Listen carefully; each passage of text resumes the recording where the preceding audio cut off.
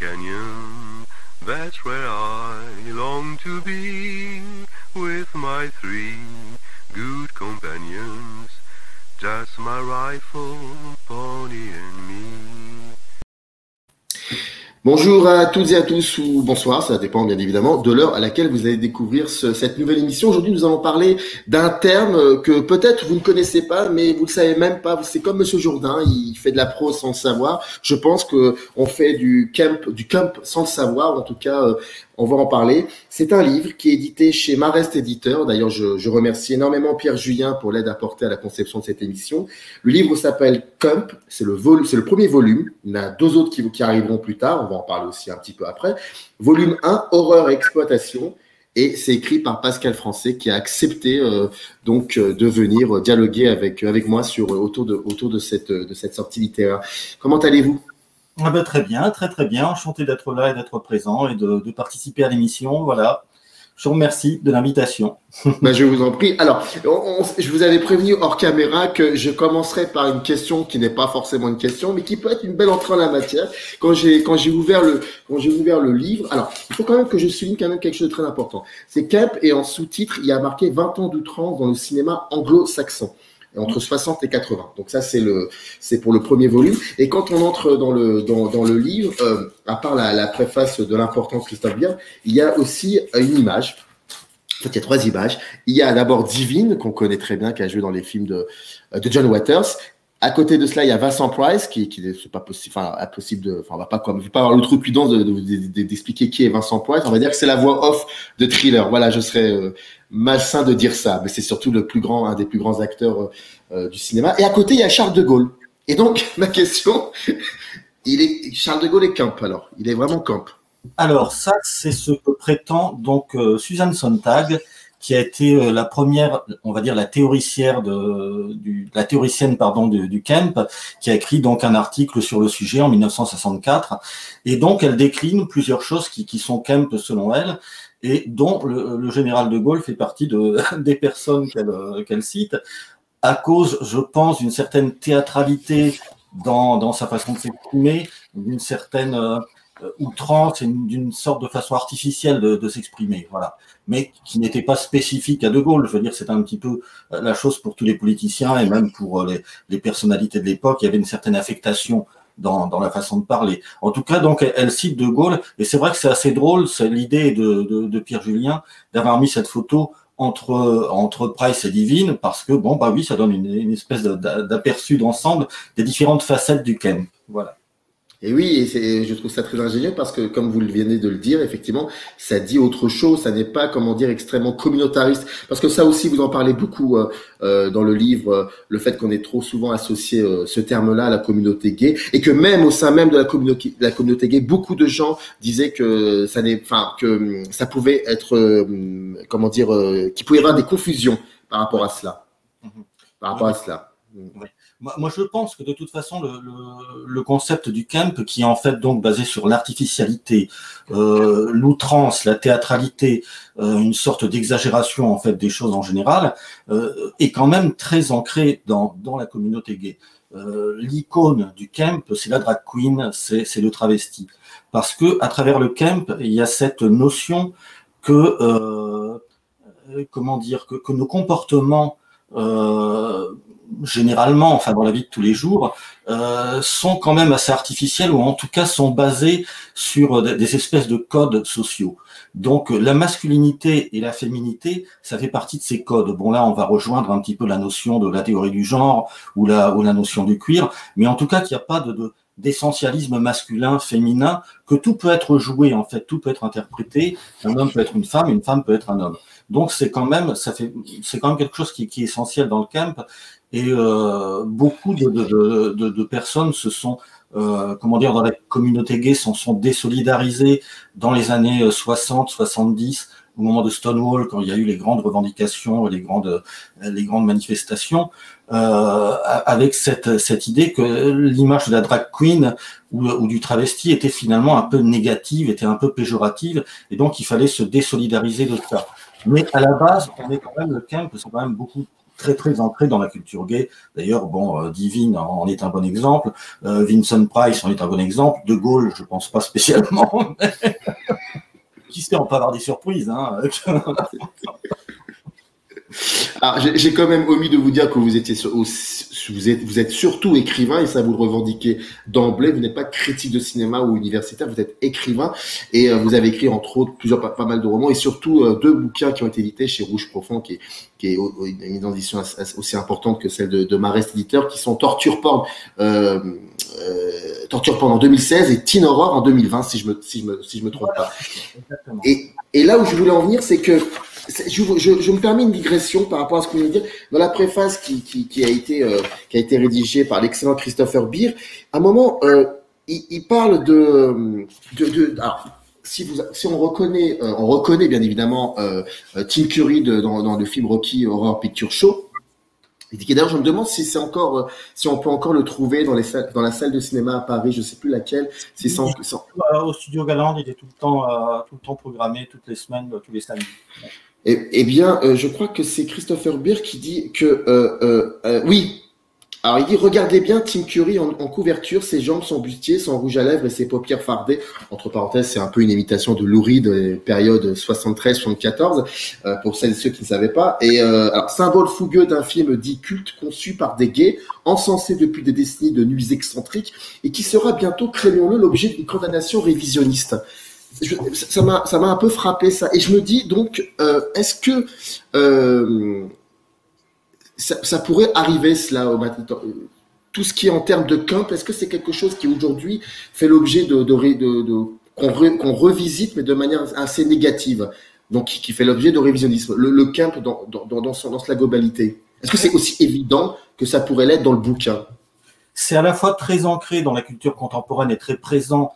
Je veux dire, on le voit tous les jours, ne serait-ce que dans les émissions de télévision, il y a une partie camp, il y a une partie paillette, il y a une partie excessive dans tout, ça fait vraiment partie de notre culture, mais aussi il y a une part du camp qui est justement ce côté un peu subversif, cette remise en question du genre, non seulement du genre sexuel, mais aussi des genres cinématographiques, parce que quelque part, c'est un courant qui va traverser différents genres. La comédie, le film d'horreur, bon là je parle des films d'exploitation, des films d'horreur, en particulier dans le volume 1, mais donc ça traverse un petit peu tout.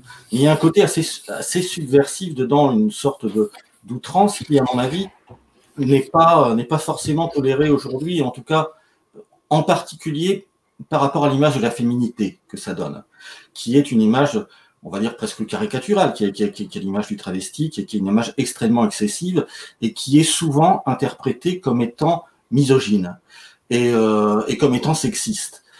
C'est-à-dire que les gays auraient dans leur vision de la féminité une vision parodique qui est négative et qui est pleine de codes et qui ne correspond pas à tout ça. Donc toute cette part d'humour dans cette approche du genre et du féminin, c'est vrai qu'on sait que c'est quelque chose de très sensible à l'heure actuelle, avec un retour à un féminisme, je dirais un rétro-féminisme qui est celui des années 50, qui était assez dur et assez hard, et on revient un peu vers ça. Et donc évidemment le camp, pour cet aspect, c'est quelque chose qui peut être remis en question. Christophe l'évoque un petit peu comme ça en filigrane dans sa préface, mais je pense qu'en effet il y a plusieurs films camp qui peuvent déranger à l'heure actuelle.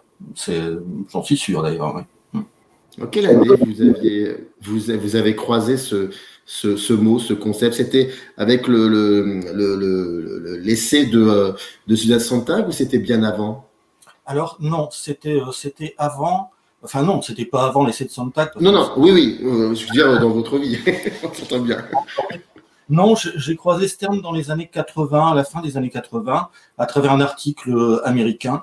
Et voilà, donc je suis tombé dessus et tout à coup, je me suis rendu compte que ça correspondait tout à fait à tout ce que j'aimais dans le cinéma, que tous les films qui me plaisaient avaient cet aspect camp, cet aspect excessif, cet aspect théâtral, cet aspect un peu dérisoire et un peu décalé.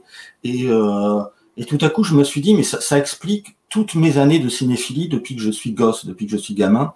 Et c'était vraiment un peu le fil rouge, quoi, je dirais. Et ensuite, j'ai lu l'essai de Sontag, mais plusieurs années après. Mais bon, je suis tombé sur ce terme un peu par hasard, vraiment, en lisant un article de ciné, quoi, en fait, américain.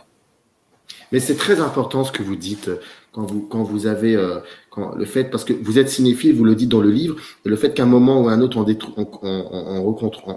en croisant ce terme, donc cette définition, vous avez revisité un petit peu toute votre histoire, votre histoire du cinéma, et vous vous êtes aperçu que finalement c'était là depuis très très longtemps. Et je trouve que c'est important parce que ce livre dit beaucoup de choses de la société, mais aussi de la société cinéphilique, à savoir qu'il va falloir à un moment se poser et accepter que l'histoire du cinéma, comme le cinéma est un art du présent, l'histoire du cinéma est aussi un art du présent, et que ça bouge et que ça continue de bouger. Et donc, et c'est ça en gros, alors, en tant que cinéphile comme vous, c'est ce que je retiens aussi du livre majoritairement, c'est que ça bouge énormément et que l'histoire du cinéma finalement continue encore de nous surprendre. Et ça dit beaucoup. Mais oui, tout à fait. Je pense qu'on peut revisiter beaucoup de cinéastes. Justement, il y a des cinéastes que j'aborde, pas dans le volume 1, mais ça peut paraître surprenant pour certaines personnes, mais un cinéaste comme Delmer Daves, par exemple, cinéaste américain qu'on va pas penser du tout associé au camp parce qu'il a fait beaucoup de westerns, mais à la toute fin de sa carrière, il a fait plusieurs mélodrames flamboyants, absolument excessifs et totalement délirants, avec toujours le même comédien qui était Troy Donahue, qui était qui était l'idole des jeunes filles de l'époque. Bon. Et voilà, on va pas forcément associer Daves à ça, comme on va pas. Pardonnez-moi de vous avoir interrompu. Ce sont les films des années 60, c'est ça, c'est. Ce sont riches, ils avaient 16 ans. Enfin, il y a 4 films comme ça qu'il a réalisé à la toute fin de sa carrière. Il pouvait plus réaliser de western parce qu'il avait des problèmes cardiaques et c'était trop fatigant. Et donc du coup, on a dit tu vas faire des films plus pépères, et donc ça donnait ces mélodrames adolescents qui sont incroyablement excessifs. C'est incroyable, exactement, oui. Qui pour moi sont à la hauteur de Douglas Sirk, quoi. Bon. Donc voilà, oui, je pense qu'on peut revisiter évidemment le cinéma par rapport à ça. Ce qui est assez drôle d'ailleurs, c'est que le terme camp n'est pas connu en France. Bon, j'essaie de le faire connaître. Il y a un livre qui est sorti dans les années 70, en 79, de Patrick Moriès sur le sujet, mais qui parlait pas spécialement du cinéma. C'est le seul livre qui est sorti en France sur le sujet. Par contre, en 2016-2017, à décembre 2016, janvier 2017, il y a eu une rétrospective à la Cinémathèque qui s'appelait Hollywood décadent. Et tous les films qui étaient projetés sont exactement les films dont je parle dans mon livre, dans mes 3 volumes, et pas une seule fois dans le livret de la Cinémathèque, le terme camp n'est utilisé, c'est-à-dire à quel point il est méconnu. Mais ce sont exactement tous ces mélodrames, ce sont ces films comme le Rocky Horror et les films de John Waters qui ont été diffusés pendant 2 mois comme ça au cours de cette rétrospective à l'époque. Mais je pense que, moi je vous avouerai que je ne connaissais pas ce terme. Je l'ai connu le jour où Pierre Julien m'a donné le livre. Mais souvent aussi, malheureusement, je dis bien malheureusement, comme les films comme Rocky Horror Picture Show ou d'autres films extravagants, souvent on disait que ce sont des films gays, ce qui ne veut absolument rien. Enfin, pour moi, ça ne veut absolument rien dire. Et comment vous pouvez expliquer aussi cette méconnaissance, mais parfois aussi cette cette envie délibérée de ne pas rentrer dans les détails. Et ça vient souvent de la part des historiens ou des critiques de cinéma qui. Comment on peut expliquer ça? Ça, franchement, je peux pas vous répondre là-dessus. J'ai du mal à l'expliquer. Je comprends pas. C'est quelque chose qui m'échappe un peu. J'aurais vraiment pas de réponse à faire là-dessus. Là, le terme a commencé à être un petit peu connu je crois que c'est en 2019 où il y a eu le Metropolitan Museum qui a fait un défilé à la fois d'artistes et de grands couturiers sur le terre du camp. Et là, ça a commencé. On a commencé à en parler un petit peu en France quand même par rapport à ça. Mais moi, je sais pas. Franchement, je me l'explique pas. J'ai pas de réponse par rapport à ça. Et est-ce qu'il y a plusieurs déclinaisons de ce mot dans l'histoire du cinéma? Généralement, on dit parce qu'à un moment vous en parlez, vous contredisez Suzanne Sontag sur je crois le terme camp pur ou quelque chose de très naïf, et vous dites qu'en fait que non, ça n'existe pas, il n'y a qu'un seul terme et c'est comme cela. Oui, c'est-à-dire pour elle, le camp c'est involontaire. C'est un ratage qui n'est pas volontaire. C'est du mauvais, on va dire du mauvais cinéma, on va dire un bon mauvais film. Voilà. Donc elle part du principe que c'est jamais délibéré, que les metteurs en scène qui font du camp le font sans le faire exprès, simplement leurs films sont ratés. Bon, moi je pense c'est très très net, il y a une volonté de faire des films qui font partie justement qui sont dans l'outrance. Je veux dire, un mec comme John Waters, bon, c'est évident qu'il il fait pas ça par hasard, quoi. Bon, il y a un discours derrière, il y a une volonté de partir dans l'outrance. Je parle aussi des films, certains films des années 30, comme les comédies musicales de Busby Berkeley, avec ces mises en scène absolument extravagantes. Évidemment, les réalisateurs, les chorégraphes, les créateurs, les scénaristes savaient qu'ils faisaient quelque chose d'excessif. C'était absolument pas involontaire. Sontag a tendance à associer finalement le camp au nanar, en fait. Voilà. Et pour moi, non, c'est pas ça a rien à voir avec le nanar. C'est véritablement une démarche délibérée, particulièrement dans les années 60, avec des films comme Mira Breckinridge ou des films très excessifs comme ça qui ont été faits par certains metteurs en scène dans une mouvance pop, où c'est très nettement volontaire, quoi. Je veux dire, c'est pas un accident. Et c'est pas du kitsch. Et c'est pas du kitsch, non. Parce que pour moi, il y a une grande différence entre le kitsch et le camp. Le camp, justement, il y a cette démarche volontaire qui est une remise en question, donc comme je disais, des genres sexuels, des genres cinématographiques. Le kitsch, c'est quelque chose, je prends toujours comme exemple un peu, pour moi, le summum du kitsch, c'est à Lourdes, ces petites vierges lumineuses ou toutes ces choses qui sont d'une espèce de naïveté un peu bébête et un peu réac, quoi, quelque part. Et pour moi, le kitsch est quelque chose de très, je pense, profondément réactionnaire, qui est dans le sens où c'est toute une imagerie simplette qui fait partie des choses que les gens sont censés aimer, c'est censé émouvoir. Il n'y a pas de recul dans le kitsch. Il n'y a justement aucun recul. Et c'est là que, pour moi, Sontag a tendance à confondre le camp et le kitsch. Ce qu'elle définit comme le camp, pour moi, c'est beaucoup plus du kitsch, dans le sens où c'est pas volontaire, quoi. Voilà. Un cinéaste comme c'est pas évident quand même de vous suivre, hein, parce que on est obligé de on est obligé de comment dire, de réactualiser le disque dur. Et par exemple, un cinéaste comme Vincente Minnelli, finalement, c'est un cinéaste camp. C'est pas un cinéaste du kitsch. Je suis absolument d'accord. Pour moi, c'est un cinéaste camp. Ah, absolument, oui. Je classe vraiment parmi les cinéastes camp. En particulier certains de ses films. Il peut être kitsch par moment, hein. Il y a des moments où il l'est. Un film comme La roulotte du plaisir, par exemple, qui est vraiment une espèce de truc, une sorte de bonbonnière. À la fois, c'est extraordinairement vulgaire. C'est plein de à la fois de bons sentiments. Bon, enfin, c'est un truc très, très particulier. Pour moi, là, on est dans le kitsch. Mais lorsqu'il va faire un film comme justement ce film sur ce mec qui se réincarne en femme, ce grand séducteur qui se réincarne en femme, je n'ai pas retrouvé le titre. Tiens. Là, on est dans le camp. Il y a une dimension camp chez Minnelli à travers cet excès et ce côté mélodramatique, comme chez Sartre, quoi, également, quoi. À partir de quand vous avez commencé à avoir eu l'idée de vous lancer dans ce long projet, parce que je rappelle que c'est un projet qui en fait finalement qui est composé de 3 parties.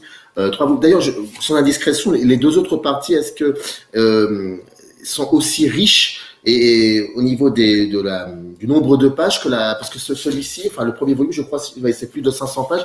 Est-ce que les 2 autres volumes sont aussi riches? Oui. Et surtout, sur quoi ça va être, enfin, qu'est-ce que vous allez questionner dans les 2 autres parties? Alors, l'ensemble, oui, ça va être 3 volumes de 500 pages à peu près pour chaque volume.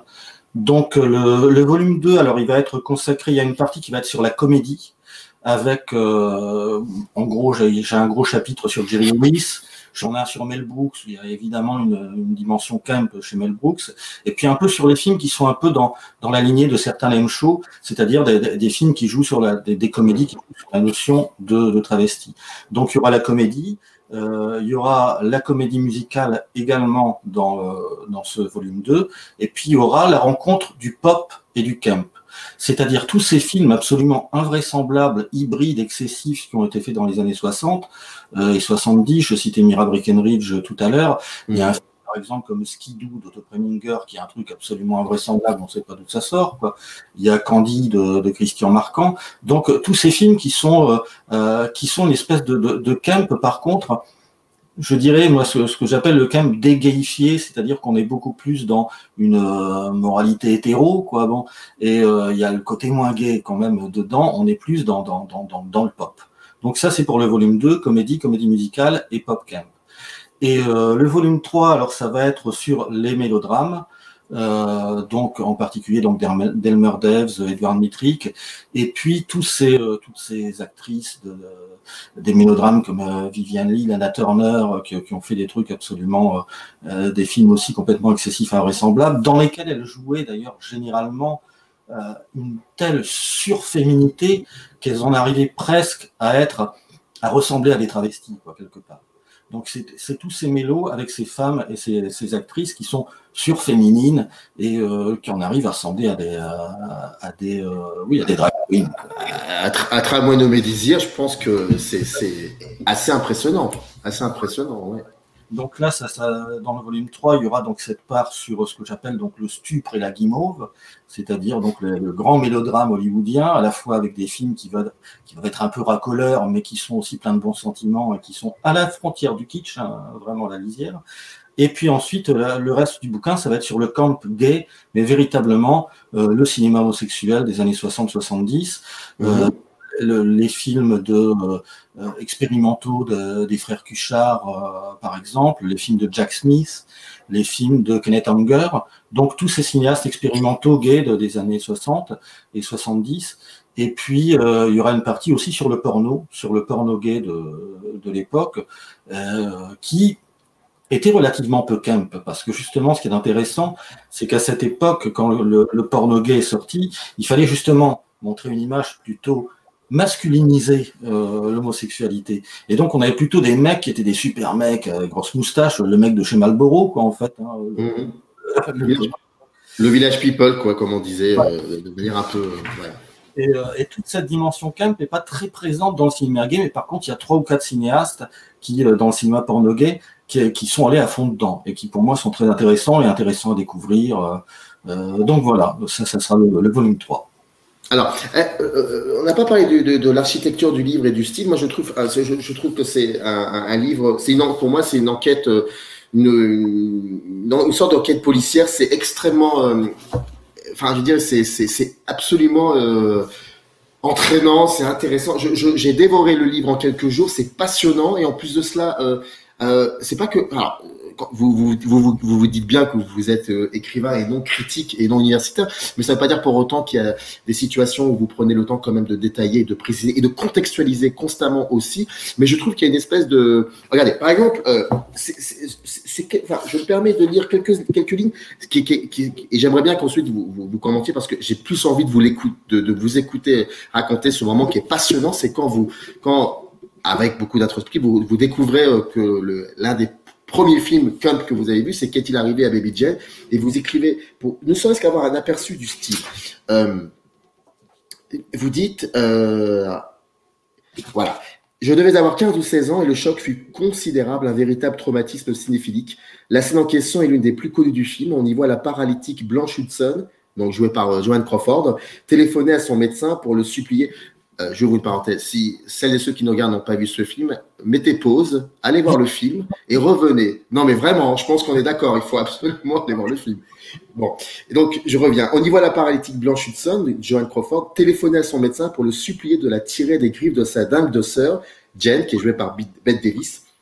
Haletante et échevelée, Blanche est étendue sur le sol d'un vaste hall qu'elle a traversé en rampant pour atteindre le combiné, tandis qu'elle révèle au docteur les tourments que sa sœur lui fait endurer. L'on voit une porte s'ouvrir en arrière-plan et la dite sœur apparaître, accoutrée d'une robe de fillette, le visage encadré de ridicules anglaises et fardé d'un blanc grumeleux, les lèvres tordues en un rictus cruel. Prenant conscience de sa présence, Blanche raccroche le téléphone et tourne craintivement la tête dans sa direction. Jeanne se précipite sur elle et lui décoche un coup de pied au visage, puis une volée d'autres, de plus en plus violents, sur tout le corps. Elle promène ainsi l'impotente du hall au salon, en l'agonisant d'injures et en redoublant de fureur. Pourquoi j'ai choisi ce moment-là? Parce qu'on a l'impression d'y être. On a les images en tout, on est dans le mouvement. Et en fait, je trouve que c'est exactement ce que vous voulez en tout cas dire du camp, c'est que c'est quelque chose qui est toujours en mouvement. Et ça nous accompagne toujours, et c'est intemporel. Et je trouve que ce moment-là, pour moi, résume parfaitement, en fait, la notion de com, selon moi. Est-ce que, quand vous avez commencé à revisiter votre histoire du cinéma, est-ce que ce film-là a été pour vous une évidence? Ah, ça a été déterminant. ça a vraiment été déterminant. Pour moi, c'était le film emblème, le film phare, quoi. Bon. Et je me suis vraiment demandé ce qui me tombait dessus. J'avais vu un extrait, donc à l'époque, le film était difficile à voir. Il était sorti en 84 et ressorti en salle, mais je l'avais raté lors de sa ressortie. Et j'avais juste vu cet extrait dans un film qui s'appelle Terreur dans la salle, qui est un film de montage de bout à bout de scènes de films d'horreur. Bon. Et quand je suis tombé sur cette scène, je me suis dit, mais qu'est-ce qui se passe? C'est absolument invraisemblable. Et j'ai eu de cesse de découvrir le film. Je suis allé à Londres acheter la VHS parce qu'on la trouvait plus en France. C'était absolument introuvable. Et ça a vraiment été un film essentiel parce que pour moi, ça résume tout. Ça résume vraiment à la fois cette dimension d'outrance, cette violence invraisemblable qui est celle du cinéma d'Aldrich, qui est un cinéaste très camp, parce qu'il est toujours dans l'outrance et dans la démesure, que ce soit au niveau des personnages féminins comme dans le Diligent, ou au niveau des personnages masculins comme dans un film comme L'Empereur du Nord, où il y a Ernest Borgnine qui sont des espèces de mecs absolument invraisemblables. Même les du salopard, j'ai toujours trouvé que c'était un film complètement, trop dans l'excès. Avec tous ces acteurs, tous ces grands, bref, voilà, c'était. Tout à fait, bah oui. Là aussi, il y a une espèce de caricature de la masculinité quelque part. Exactement. Et donc, oui, pour moi, ça a été un film essentiel, et je dirais que ça a été le film déclencheur. Ça a vraiment été le film déclencheur de cette notion. Et d'ailleurs, on parlait tout à l'heure de quand j'ai lu le premier texte. Il est fort possible que c'était un texte qui était autour de Baby Jane. Il y a de fortes chances. Ouais. Alors, je vous posais la question sur aussi. Est-ce que ça sera la même manière de travailler, de questionner les thématiques dans le volume 2 et le volume 3, ou le style sera différent quand vous allez aborder les comédies musicales, ou ce que vous disiez dans le volume 3, ou ça sera toujours la même chose? Ah, ça sera pareil, non, ça sera pareil. Vraiment, c'est un livre que j'ai écrit, je dirais, d'affilée sur plusieurs années.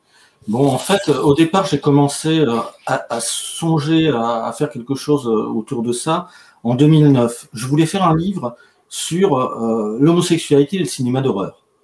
Et ça m'intéressait de traiter le sujet. Et puis, je suis tombé sur un bouquin américain de Harry Benshoff.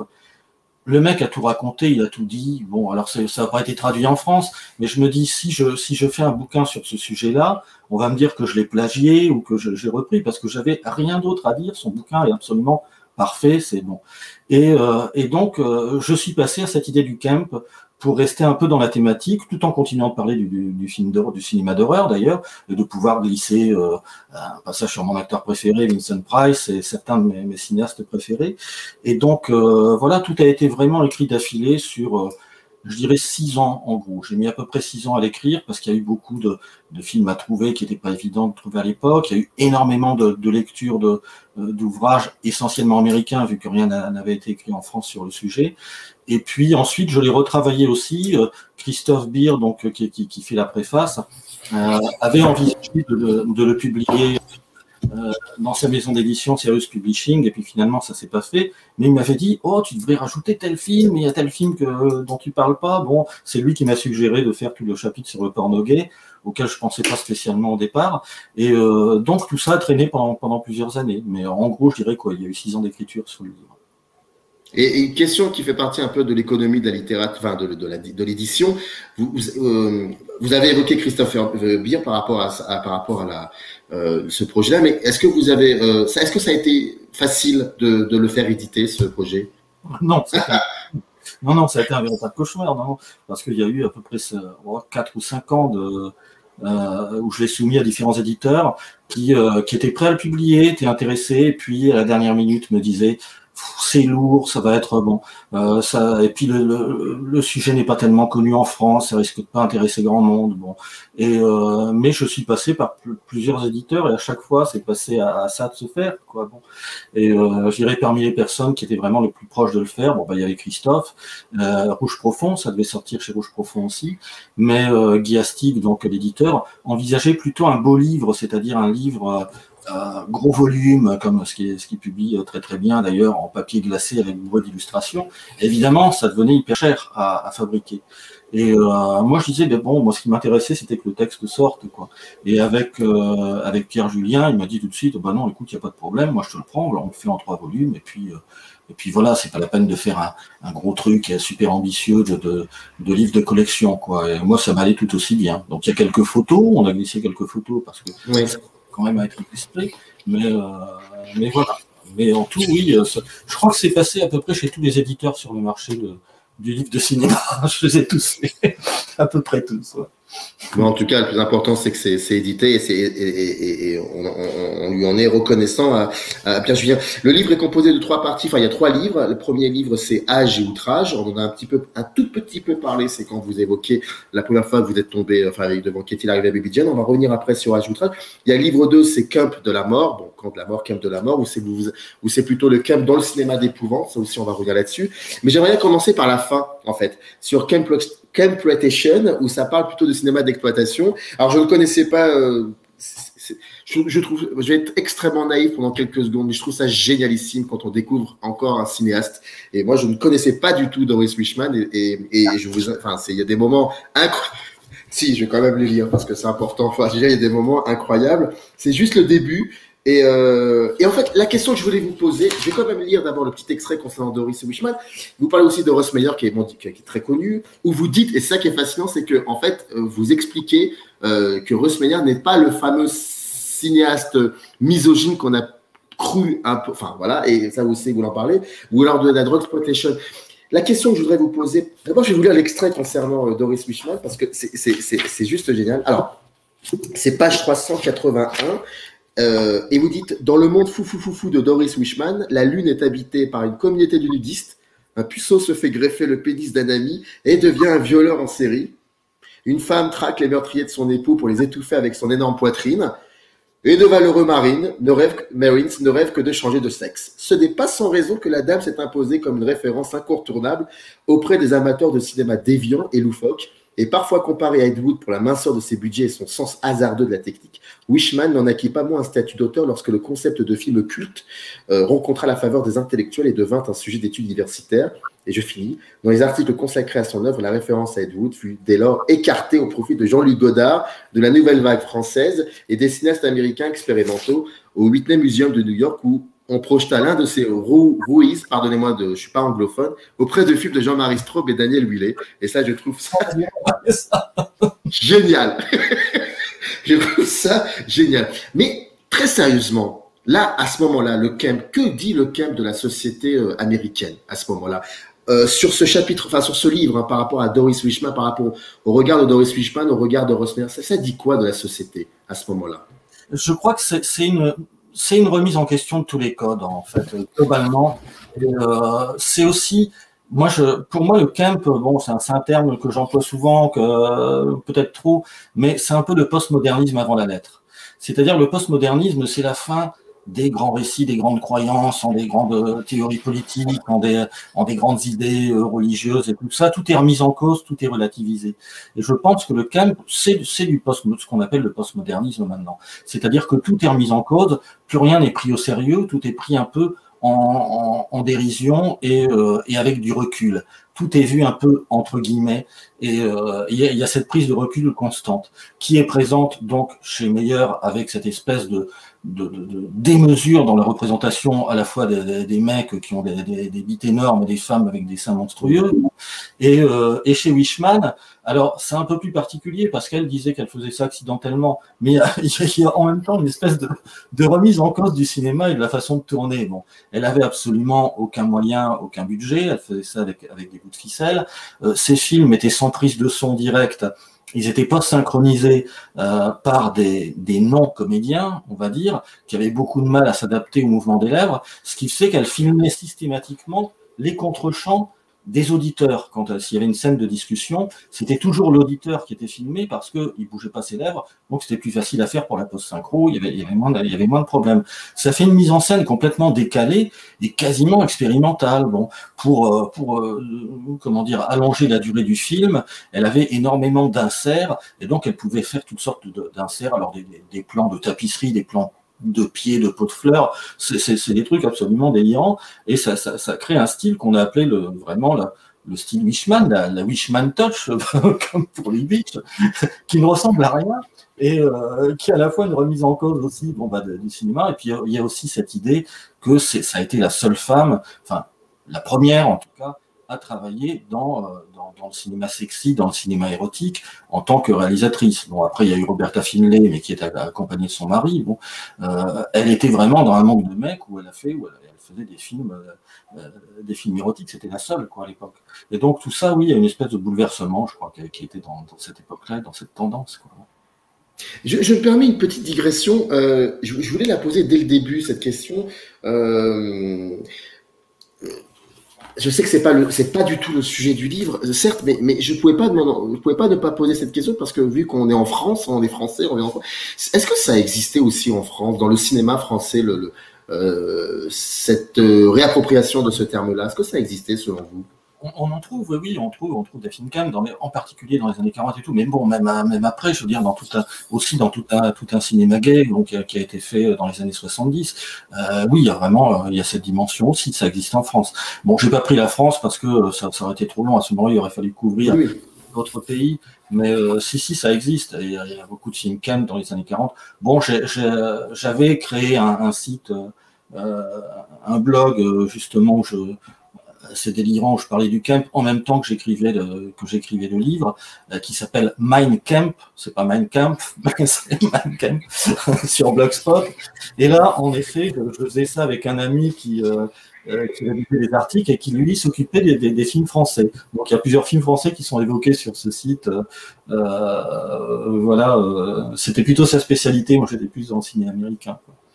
J'aime beaucoup votre sens de l'humour. En tout cas, je tenais à vous le dire. Mais je voudrais qu'on parle de Vincent Price pour pas mal de raisons.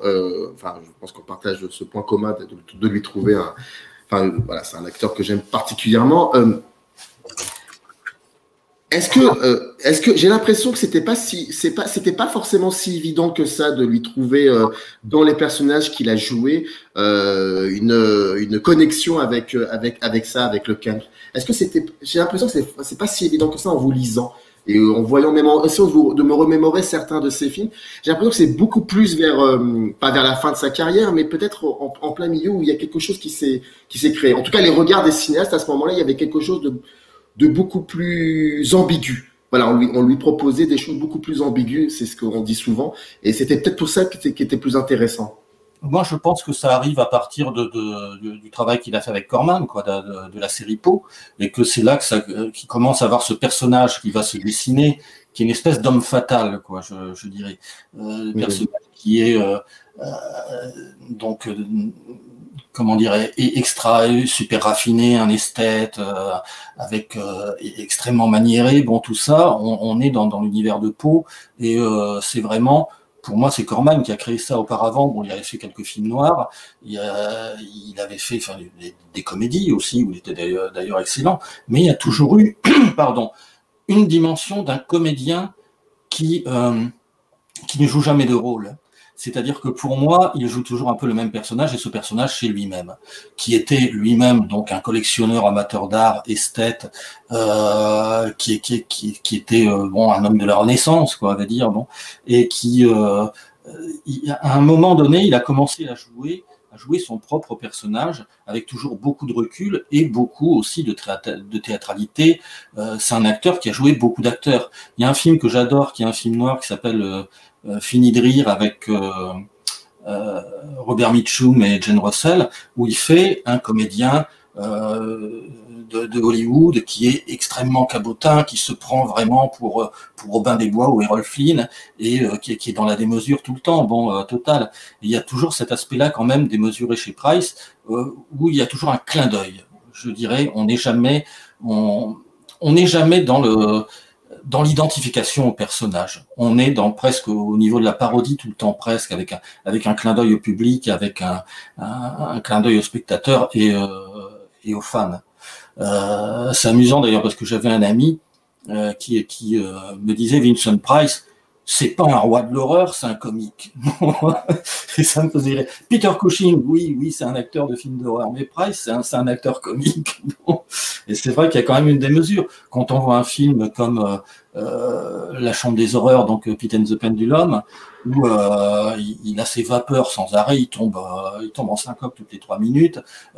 Et lui-même le disait dans une interview, il dit là, je pense que quand même, je suis allé un petit peu trop loin. Il en avait conscience, mais il est toujours dans la démesure, quoi, Price.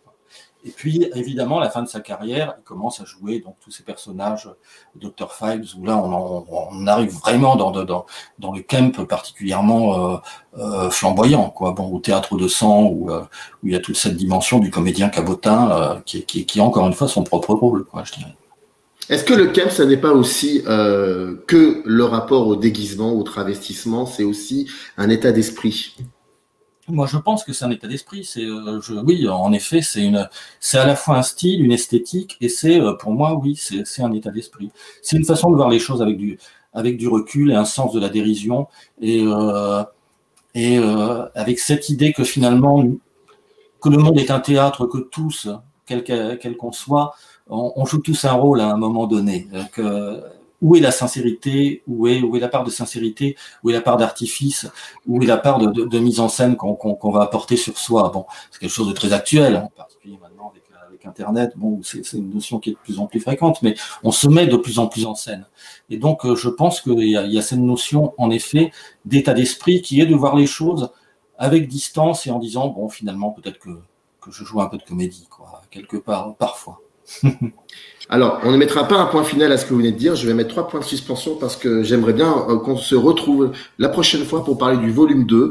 Et est-ce qu'on a une petite date de publication ou c'est encore dans les secrets des coulisses? Non, ça va sortir un livre tous les 6 mois. Donc, ce sera au mois d'avril pour le prochain et puis au mois d'octobre pour le dernier. Voilà. Eh bien, je pense qu'on se retrouvera peut-être courant mars 2022 pour continuer, pour poursuivre ce dialogue sur le volume 2. Je rappelle que le livre est édité chez Marest et que vous pouvez trouver dans le descriptif de la vidéo le lien. C'est la première partie, ça s'appelle Horreur Exploitation. Merci beaucoup, c'était vraiment un plaisir de discuter avec vous sur ce livre et en tout cas, on se retrouve l'année prochaine, comme on dit, avec plaisir. D'accord, avec grand plaisir. Merci. Merci. Générique.